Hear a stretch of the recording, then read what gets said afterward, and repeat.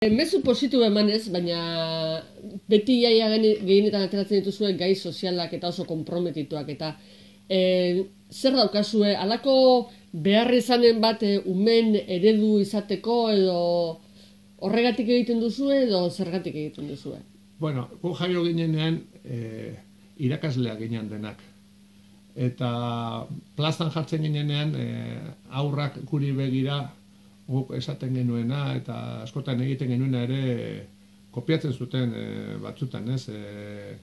Hizkera edo ekintzak. Areson aktuatu genuen behin eta malabarismoa eginez arrautza puskatu genitun. Tako lokos ondo egiten zuen, egositako arrauz batekin egiten zuen malabarismoa eta zitzaion eusten. Baina ura joaten zenean olio bila patata tortilla prestatzeko beste bilok azte ginen malabarismo egiten eta arrautza puskatzen zitzaizkigunez. Aur bate baino gehiago arrautza puskatu zituen etxean. Orduan, eredu ginen, eredu gara, helduok gara eredu gurasoak edozein herritar. Orduan, Zer pentsatu zenuten?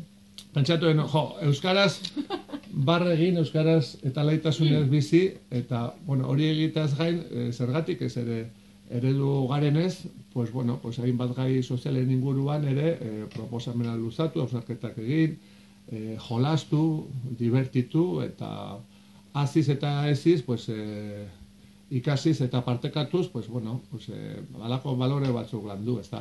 Eta beti ere gure koloretako begietatik errealitatea iragazi eta koloretako mezuak zabaldu, ez?